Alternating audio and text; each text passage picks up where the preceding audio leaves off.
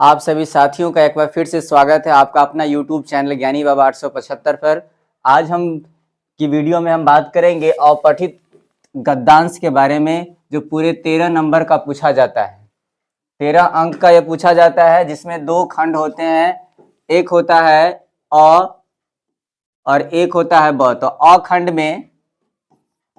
अ में 7 अंक का पूछा जाता है और खंड ब में 6 अंक का पूछा जाता है। कुल मिलाकर यह टोटल जो है 13 अंक का पूछा जाता है। तो मेरे प्रिय छात्र एवं छात्राओं, अगर आप इस वीडियो पर नए हैं, इस चैनल पर नए हैं, तो आप इस चैनल को सब्सक्राइब कर लीजिए, ताकि हम इसी तरह के वीडियो लेकर के जब भी आपको लेकर आए तो सबसे पहले नोटिफिकेशन आप तक पहुंचे। चलिए बिना देरी किए हुए इस सेशन को स्टार्ट करते हैं।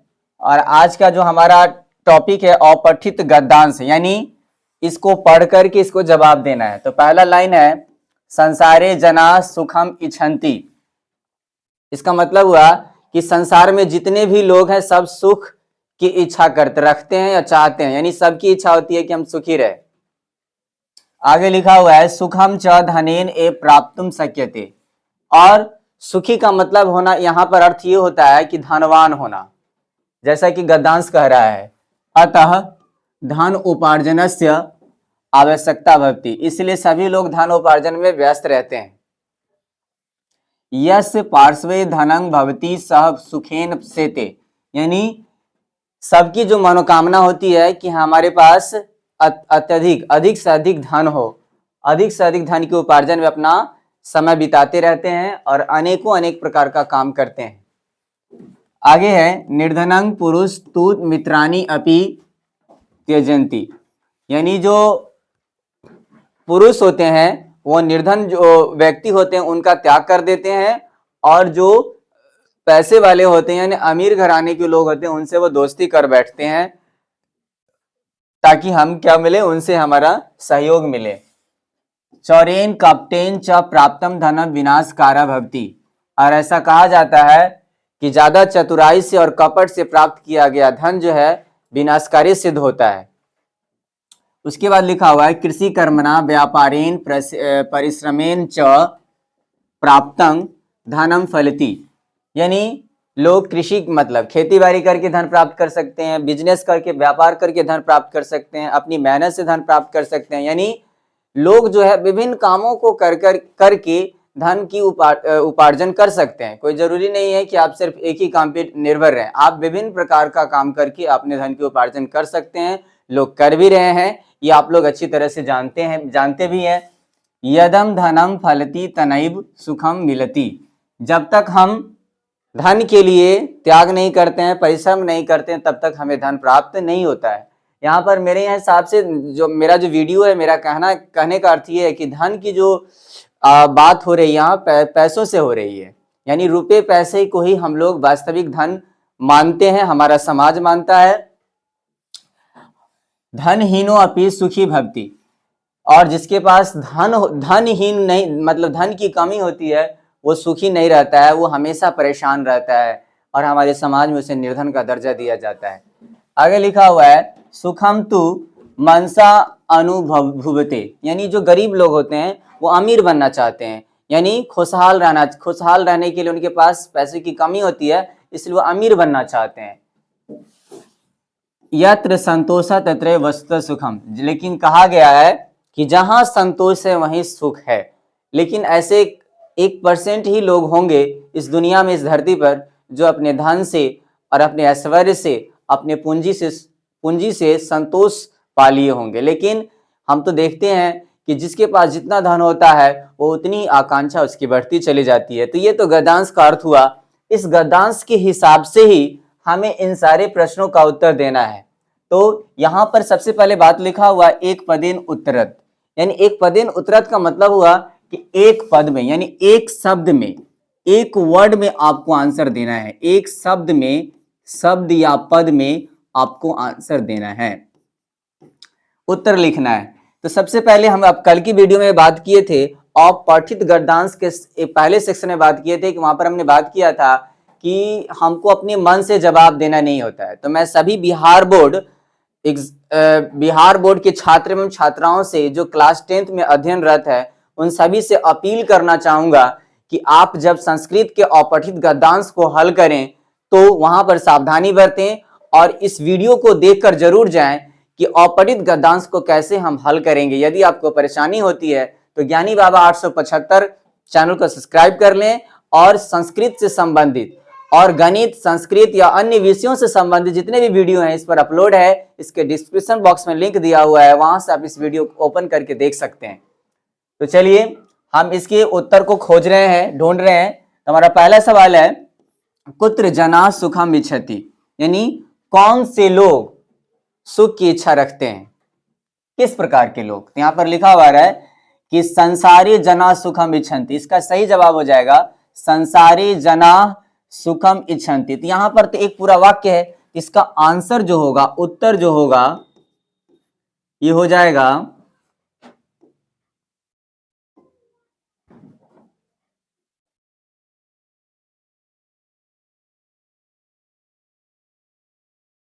यहां पर इसका जो आंसर हो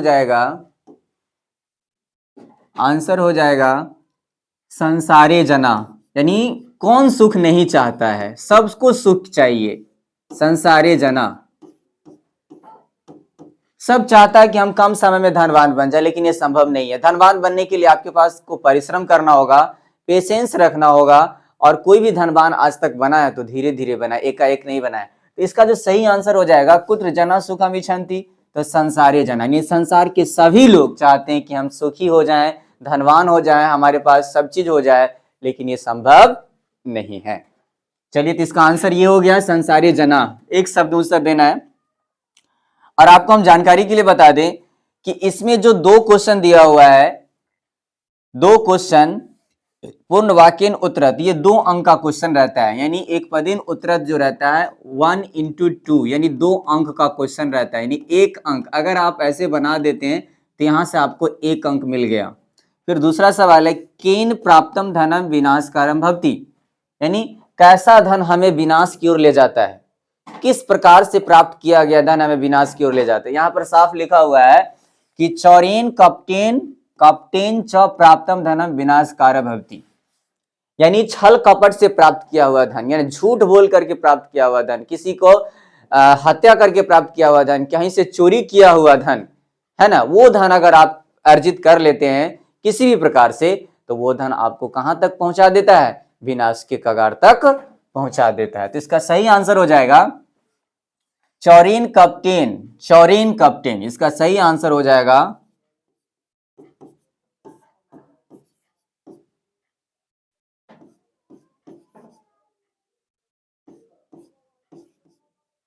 चौरेन कप्टेन,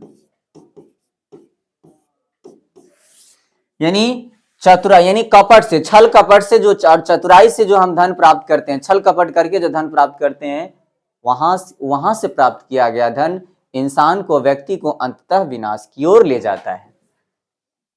तो इस तरह से आपको 2 नंबर मिल जाएंगे। यहां पर ये लिखा भी हुआ है पूर्ण वाक्यन उत्तरत। अब ये देखिए यहां पर 2 क्वेश्चन है, तो 2 जो क्वेश्चन है वो 2-2 नंबर का है, 2-2 अंक का है। इस तरह से टोटल कितने हो गए, 4 अंक।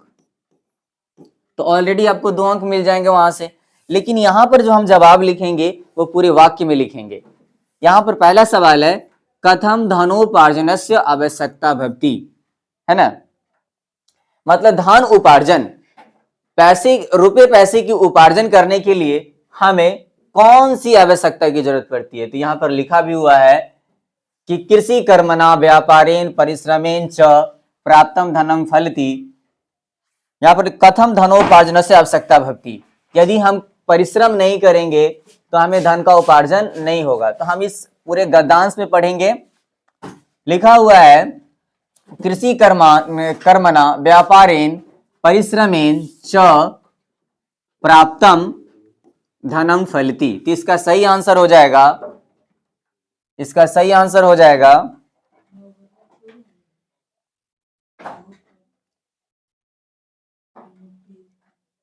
परिश्रमेण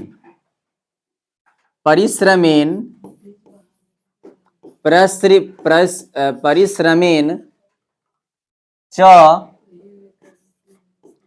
च च प्राप्तम धनम फलति। यदि हम परिश्रम करेंगे तो ऑटोमेटिक स्वाभाविक है हमें क्या चीज की प्राप्त होगी, धन की प्राप्ति हो। परिश्रमेन च प्राप्तम धनम फलति। उसके बाद लिखा हुआ है कथम प्राप्तम धनम फलति। यहां पर फलति नहीं होगा, यहां पर होगा फलति, यहां पर मिस्टेक हुआ है फलति। तो यहां पर पूरा लिखेंगे कृषि कर्मणा। कृषि कौन कौन काम से धन प्राप्त की हो सकती है, तो कृषि कर्मणा व्यापारेन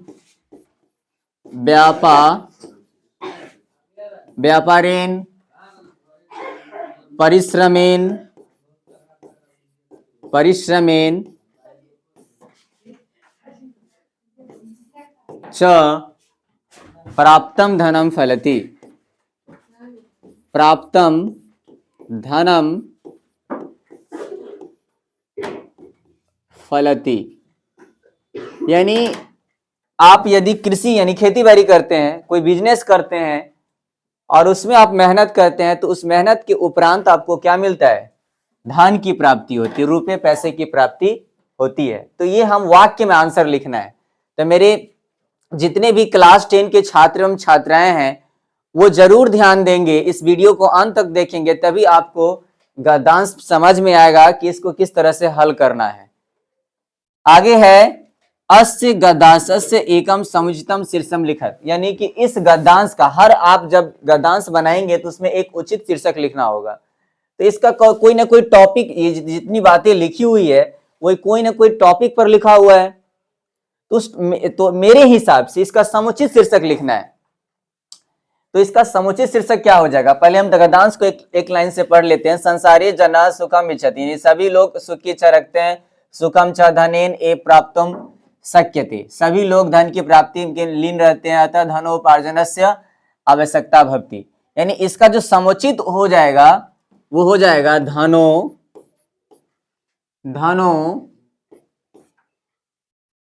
उपार्जनस्य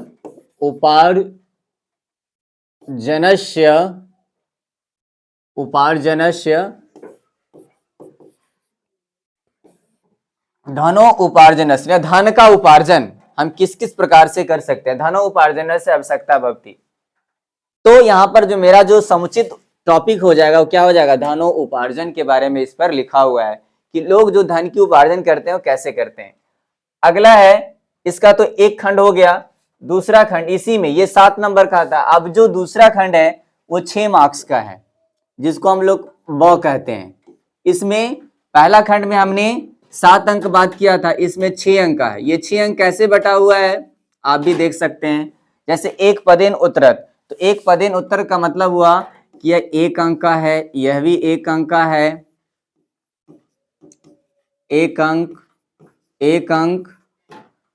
और उसके बाद ये जो है मनुष्य कथम, तो ये 2 अंक का हो जाएगा, जिसको हम कह सकते हैं 2 दूनी 4, ये 4 अंक। और ये सारे अंक मिल करके टोटल हो जाएंगे 6 अंक। तो इस तरह से पहले वाले खंड में हम 7 अंक का बात किए हैं और दूसरे वाले खंड में 6 अंक का बात कर रहे हैं। यानी आप अगर अपठित गद्यांश को सही बना लेते हैं तो आपको कितने अंक मिल जाएंगे, 13 अंक मिल जाएंगे। और परीक्षा में एक अंक कीमती होता है। मेरे जितने भी छात्र एवं छात्राओं से मेरा अपील है कि आप इस वीडियो को अंत तक देखें, तभी आपको अपठित गद्यांश समझ में आएगी कैसे हल करना है। क्योंकि सब बच्चे संस्कृत को इग्नोर करके चलते हैं, उतना ध्यान नहीं देते हैं, लेकिन संस्कृत को भी ध्यान देना पड़ेगा। संस्कृत में भी आपको नंबर उठाना पड़ेगा। नंबर उठाने के लिए ये सब बहुत ही स्मार्ट ट्रिक है। और अपठित गद्यांश को अपने मन से हल करना नहीं होता मेरे प्यारे छात्र एवं छात्राओं। तो इसीलिए ध्यान पूर्वक इस वीडियो को देखें। चलिए, हमारा दूसरा खंड है ब। तो हम बिना देरी किए हुए इस ब को पढ़ते हैं। हमारा गद्यांश का शुरुआती लाइन है, मानवः सामाजिकः प्राणी अस्ति। मानवः सामाजिकः प्राणी अस्ति। यहाँ मानव जो है यानी इंसान है जो है, हम और आप जो है एक सामाजिक प्राणी है। क्यों? क्योंकि हम समाज में रहते हैं, पढ़ते हैं, लिखते हैं, बड़ा होते हैं, उसके बाद जो भी शोहरत, इंजीनियर, डॉक्टर, आईएएस, आईपीएस सब बनते हैं और अंततः हमारा समाज में ही मृत्यु हो जाती है और समाज के द्वारा ही हमारा दाह संस्कार किया जाता है। तो हम कौन सा प्राणी हुए? मनुष्य एक सामाजिक प्राणी है, मानव एक सामाजिक प्राणी है। यहां पर लिखा भी हुआ है, मानव सामाजिका प्राणी अस्ति सह समाजात बिना स्थातुं न शक्नोति, यानी समाज के बिना उसकी उत्पत्ति नहीं हो सकती है। समाजी असो अन्यान अनुकरोति, यानी समाज में जितने भी कार्य होते हैं वो मानव के द्वारा ही होते हैं। उसके बाद है असो यादासै सह उपविष्टि तादृश एव असो भवति, यानी समाज में जो भी खामियां होती हैं, गलतियां होती है, वो क्या होती है? उसको सुधार किया जाता है और समाज के द्वारा ही ठीक किया जाता है। आगे गुणवत्ता संगेन गुणी भक्ति दुष्टानां च संगेन दृष्ट भक्ति, यानी जो गुणी लोग होते हैं उनकी सम्मान से पूजा की जाती है और जो गलत लोग होते हैं उसको दृष्टि भरा बुरी दृष्टि से देखा जाता है। आगे कुसंगत से दुष्प्रभाव भक्ति, यानी गलत संगति का गलत प्रभाव पड़ता है, अच्छी संगति का अच्छा प्रभाव पड़ता है। अतः मानवेन सतांग संगति करणीया दुर्जनाना संगति च परिहरणीया, यानी मानव को हमेशा अच्छी संगति के साथ रहना चाहिए और गलत संगति को अवॉइड करना चाहिए, यानी उससे दूरी बना के रखना चाहिए, ऐसा हमारा गद्यांश कह रहा है। तो हम इस गद्यांश के आधार पर इस नीचे लिखे हुए प्रश्न को क्या करेंगे? हल करेंगे, उसका आंसर ढूंढेंगे। चलिए बिना देरी किए हुए इसका आंसर ढूंढते हैं। पहला, एक पदेन उत्तरत। एक पदेन उत्तरत का मतलब हुआ एक शब्द में आपको जवाब लिखना है, और ये जो हम अभी आपको पढ़ा रहे हैं ये सब्जेक्टिव पढ़ा रहे हैं, ऑब्जेक्टिव नहीं, सब्जेक्टिव। आपको आंसर राइटिंग आपकी कॉपी पर ये लिखना पड़ेगा एक शब्द में। एक पदेन उत्तर का मतलब होता है एक शब्द में जवाब देना होगा। पहला लिखा मनुष्य गुणवत्तांग संगेन कीदृश भवति, इसका मतलब समझ लीजिए क्या हुआ। मनुष्य का जो गुणवत्ता है वह सही लोगों के साथ रहने पर कैसा होता है। तो यहां पर हम एक लाइन देख रहे हैं संगेन, यहां मिलाई संगेन कहां है? संगेन मानव सामाजिक प्राणी अस्ति स समाजात बिना स्थातुं न शक्नोति समाजे अस अन्यान अनुकरोति स्वस्य उपविशन्ति तादृशे असो भवति गुणवत्तांग संगेन। यहाँ क्या लिखा हुआ है?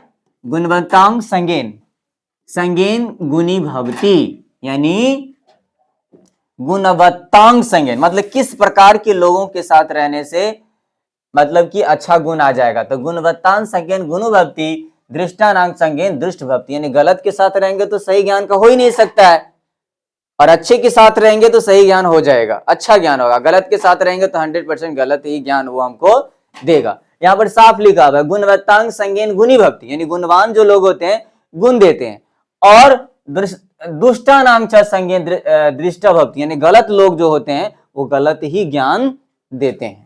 तो हमें अच्छे लोगों के साथ रहना चाहिए, बुरे लोगों के साथ नहीं रहना चाहिए।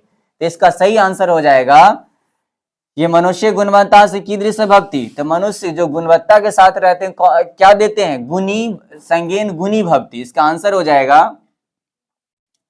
इसका आंसर हो जाएगा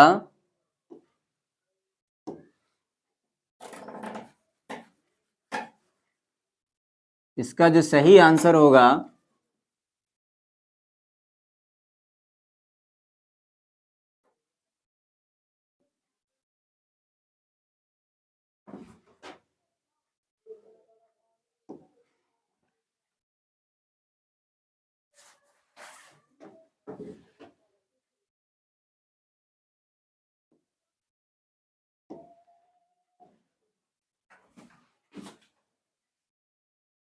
चलिए इसका जो सही आंसर हो जाएगा, सही आंसर हो जाएगा गुणी गुणी भवति।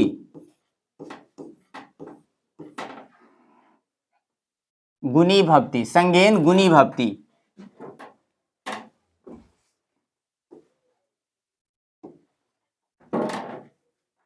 सिर्फ गुणी हो जाएगा।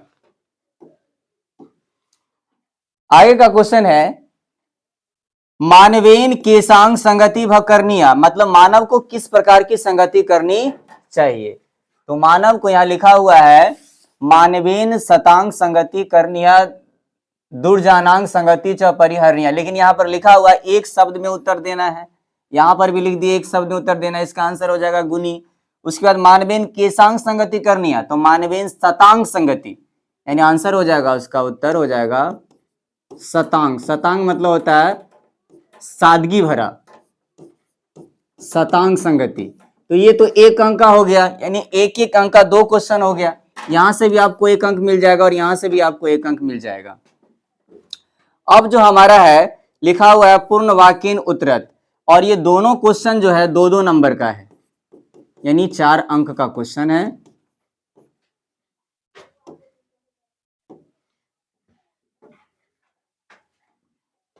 चलिए हम इसका पहला क्वेश्चन पढ़ते हैं।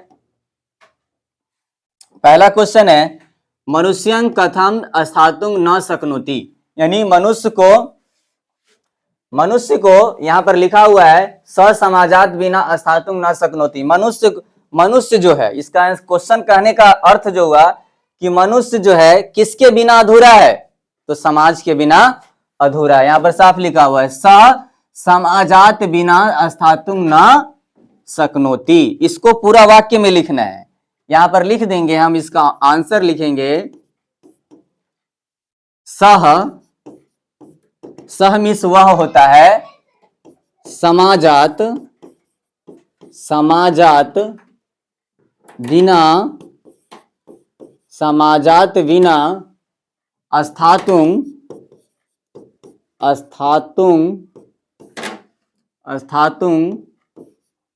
न शक्नोति, यानी कहने का मतलब हुआ समाज के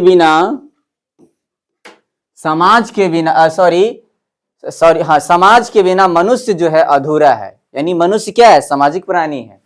दूसरा है मानव जीवनी संगतिया प्रभाव कथम भवति, मानव के जीवन में संगति का क्या प्रभाव पड़ता है, यानी संगति किस प्रकार की संगति रखा जाएगा तो उसका प्रभाव पड़ेगा। यहाँ लिखा हुआ है मानवेन शतांग संगति करणीया दुर्जनान संगति च परिहरणीया, यानी इसका सही आंसर यहाँ लिखा हुआ है कि मानव जैसी संगति करेगा, अगर अच्छी संगति करेगा तो अच्छी संगति में उसका जीवन यापन होगा, यानी अच्छा गुण उसमें उसके अंदर आएगा।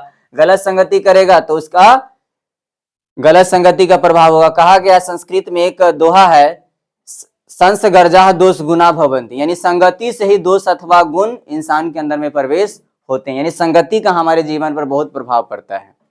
तो हम जैसा संगति करेंगे वैसा हमारे अंदर में गुण होगा। यहाँ पर लिखा हुआ है मानव जीवने संगतिया प्रभाव कथम भवति, तो इसका आंसर हो जाएगा सबसे लास्ट लाइन मानवेन शतांग संगति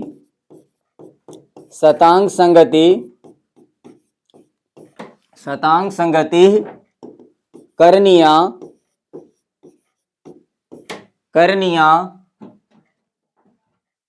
दुर्जनाना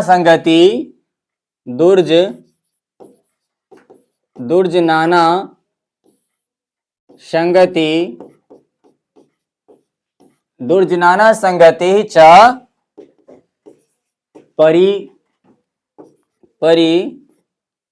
परिहरणीया। तो प्रिय छात्र एवं छात्राओं, आपको ये वीडियो कैसा लगा? अगर अपना कमेंट जरूर अपने कमेंट बॉक्स में लिखें और इस चैनल को सब्सक्राइब कर लें। अगर अभी तक आपने नहीं किया है तो इस चैनल को सब्सक्राइब कर लें और ज्यादा से ज्यादा इस वीडियो को शेयर करें, लाइक करें। मिलते हैं फिर अगले वीडियो में, तब तक के लिए धन्यवाद।